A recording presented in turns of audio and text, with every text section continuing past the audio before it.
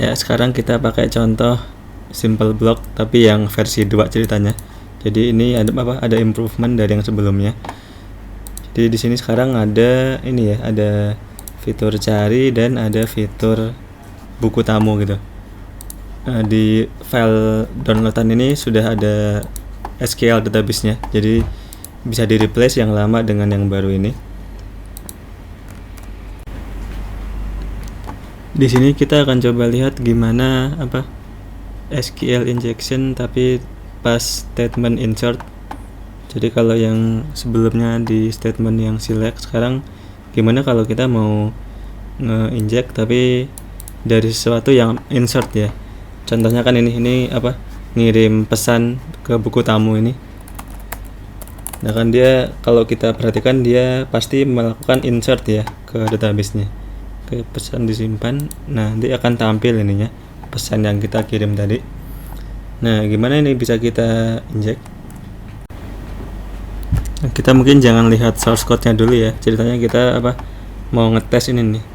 Nah, cara ngetes biasanya gimana? Kita coba tambahin tanda kutip di inputnya ya, tanda kutip 1 gini. Kalau dia nggak difilter, seharusnya dia bakal jadi error ya. Kalau kita kirim, nah kosong ya, nggak ada pesan berhasil. Dan di sini pun nggak masuk ininya. Input kita nggak masuk ya, nggak masuk ke database-nya. Jadi harusnya kan gini, kalau kita kasih kutip gini pun harusnya dia masuk ya. Nah, namanya jadi kutip dan pesannya pun misalnya kutip juga gitu. Tapi kalau ini kita masukin seperti ini menjadi error dan datanya nggak masuk, maka bisa aja itu memang vulnerable terhadap SQL injection. Nah, kita tahu statement untuk insert ke database itu query-nya gimana. Jadi kan seperti ini ya. Insert into tabel. Ini kolom-kolomnya ya. Kolom 1, kolom 2 misalnya. Diikuti dengan values-nya ya. Value 1, value 2 gitu kan ya. Nah, kalau misalnya ini bisa di-inject, misalkan ini dari input kita ya. Dari input kita nih. Jadi ini input yang bisa kita kontrol nih. Ini kalau string kan dikutip gini ya. Nah, kira-kira gimana kita bisa masukin ini? Atau mungkin kolomnya misalkan banyak.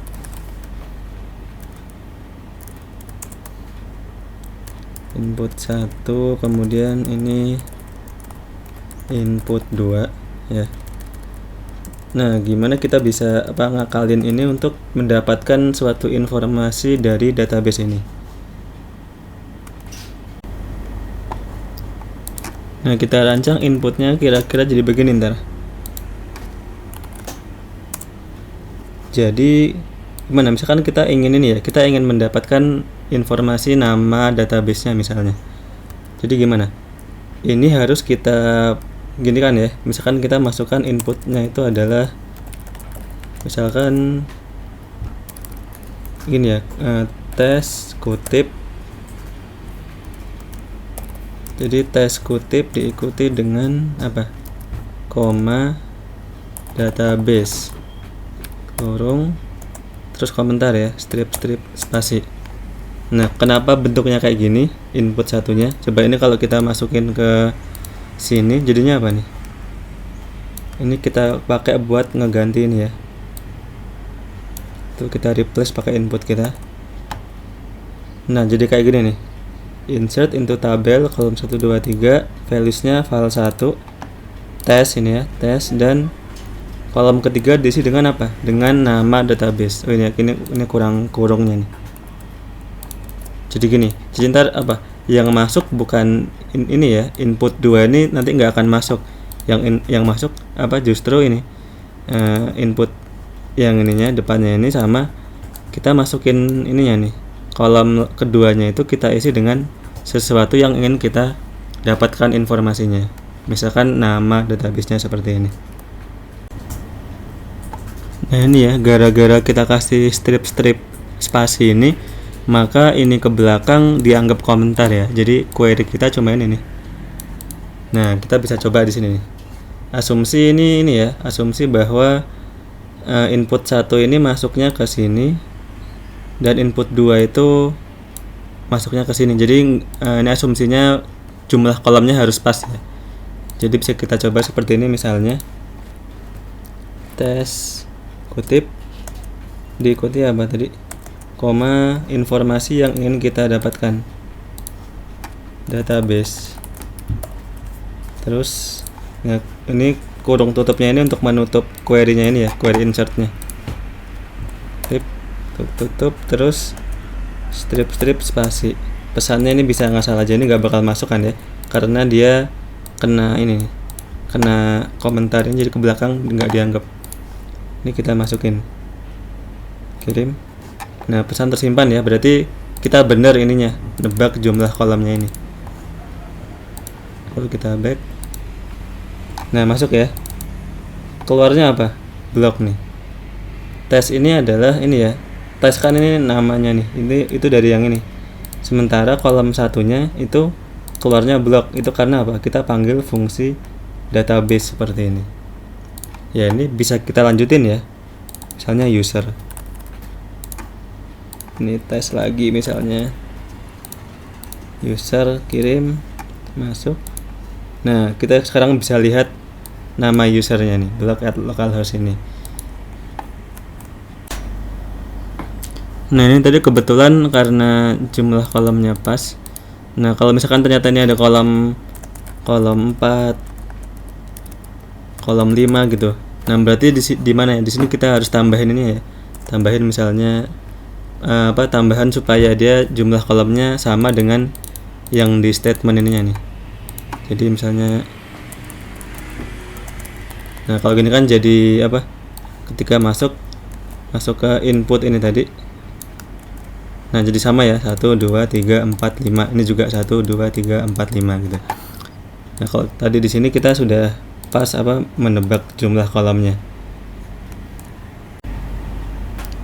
Jadi di sini triknya gitu ya, kita masukin sesuatu yang ingin kita dapat infonya.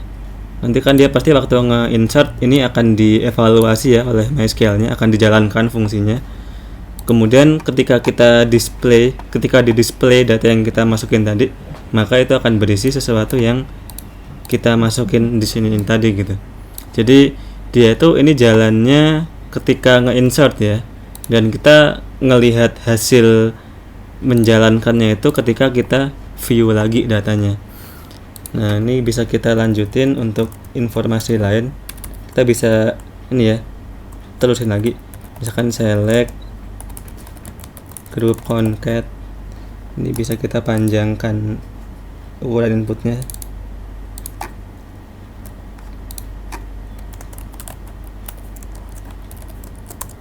Biar panjang inputnya ya. Select group concat apa nih?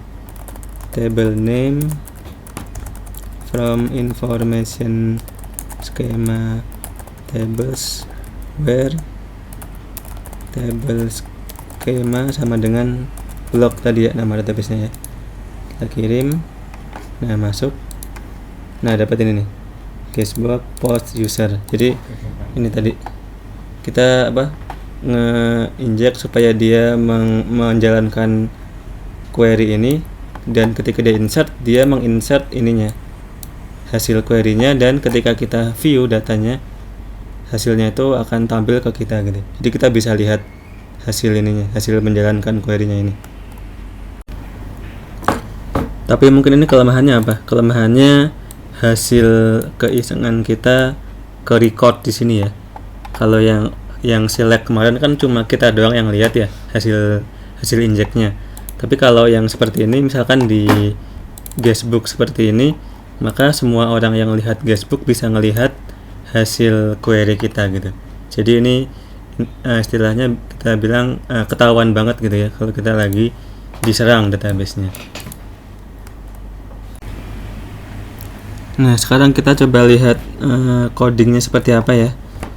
Jadi ini yang memproses posting guestbooknya tadi.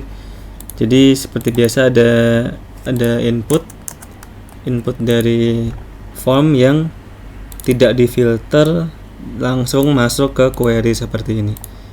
Nah, jadi ya udah, kalau seperti ini ya kita bisa manipulasi ini ya.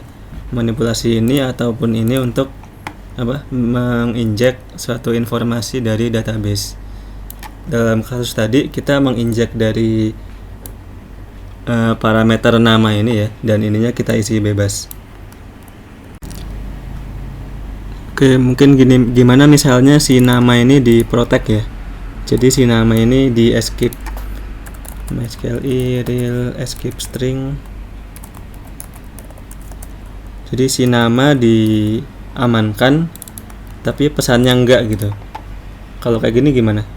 Kita kalau kirim lagi ini, kita kirim, jadinya apa?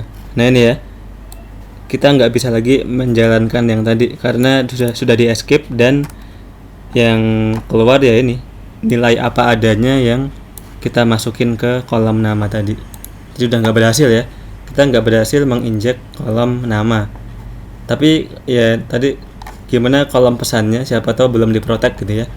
Nah kita bisa kita juga bisa memanipulasi insert ini dengan memanipulasi kolom pesan juga gitu.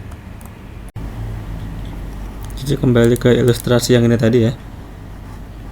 Ini kan tadi input 1, ini input 2 gitu. Nah input 1 kan sudah aman misalnya ya. Nah kita harus menginjek yang ini sudah aman ya. Nah kita harus menginjek input ke input 2, atau kalau di kasus kita tadi dia itu kolom terakhir ya, kolom terakhir di statement insertnya. Nah ini gimana supaya kita bisa masukin database tadi? Kalau kita masukinnya gini, misalkan tes ketik database, hasilnya gimana? Kita paste ke sini nih ya, bisa nggak nih? Kita sekarang mau masukin berapa? 1, 2, 3, 4 kolom, padahal di sini cuma 1, 2, 3 tadi ya. Ya maka ini akan gagal, jumlah kolom di sini beda dengan jumlah kolom di sini gitu. Jadi nggak bisa ya, kalau yang diinjek itu yang kolom terakhir di sini, kita nggak bisa seperti ini. Tapi ini masih bisa kita akalin ya. Ingat bahwa di MySQL itu kita bisa banyak multi query kan ya. Jadi ini satu record, kemudian kita bisa teruskan dengan koma record yang kedua gitu. Dengan syarat jumlah kolomnya harus sama. Jadi kalau ini 1, 2, 3, ini juga 1, 2, 3 gitu. Nah jadi kalau kita harus menginjek yang kolom terakhir, kita terpaksa harus membuatnya menjadi seperti ini kira-kira ya. Jadi gimana supaya kita bisa menginjek database ini tadi? Jadi ini setelah yang kolom insert yang terakhir, ini harus kita tutup ya. Kita tutup, terus kita mulai untuk record selanjutnya. Misalnya 10, kemudian 0 atau 0 semua aja ya. 0, misalkan kita nebak ada 4 kolom ya. 0 database, user. Nah, kita input 2-nya seperti ini jadinya. Ini kalau masuk ke sini gimana jadinya nih? Tuh, jadi seperti itu ya. 1, 2, 3, 4, ini 1, 2, 3. Salah, harusnya berarti ini kita cukup 3 aja gini harusnya ya. Nah gini, jadi statement insertnya jadi seperti ini nih. Sekali insert dia masukin 2 row. Ini row pertama, ini row kedua.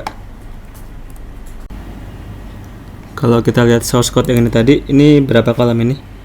Ini ada 4 ya. ID, tanggal, nama, pesan. Jadi kita harus nge-inject row barunya itu 4 kolom juga. Jadi bisa kita cobain di sini. Tadi kan ini udah aman ya. Ini udah aman. Sekarang ininya. Jadi tes. Nah, ini kan kolom pesan ini kolom terakhir kan ya, di query dia kolom terakhir kan. Nah, berarti ini sudah kita tutup. Ini untuk row pertama, kita mulai baru untuk row kedua. Kita bisa cobain inputnya, misalnya 0 0 terus database sama user ya, 4 kolom ya. Nah ini kalau kita kirim berarti dia harusnya masuk ini ya, masuk dua record, tapi ternyata error. Bentar, ini mungkin ini ya, untuk ini kan dia pakai kolomnya kolom tanggal ya, jadi kita harus isi tanggal yang valid, atau kita bisa pakai fungsi now nya MySQL ya, now ya. Kalau ini kita harus harus nyontek source code nya ya. Kita kirim, nah berhasil masuk. Nah sekarang ini dia sekali insert 2 record tadi ya, aman tes itu kan, ini aman tes ya. Kemudian record yang kedua ini 0 ini ID-nya, auto increment jadi 0. Now ini tanggalnya, ini user, nama pengirim pesannya block ya, pesannya adalah user block at localhost ini. Gimana kalau kita nggak bisa ngelihat data yang kita masukkan gitu? Jadi misalnya di sini nggak ditampilin ya, jadi kita nggak bisa lihat hasil yang kita masukkan tadi. Misalnya gini doang nih, kita copy dulu. Nah nggak ada ininya ya, nggak ada datanya. Kalaupun kita masukin, nah kita nggak bisa lihat apa-apa ya. Ya ini berarti kasusnya apa? Kasus yang blind SQL injection ya. Ya kita bisa masukin di sini nih, berarti kita harus pakai timing ya. Karena kita nggak bisa lihat apa-apa, kita terpaksa harus pakai yang time base ya, berbasis waktu itu. Jadi if misalnya if database sama dengan block, maka sleep 5, kalau nggak 0 gitu. Kita kirim. Nah kita sekarang harus mengukur waktu lagi ya. Tapi yang jelas dari sini kita tetap bisa ini ya, tetap bisa mendapatkan informasi dari database dengan teknik blind SQL injection yang pakai time base. Jadi walaupun insert juga bisa kita yang blind itu gitu.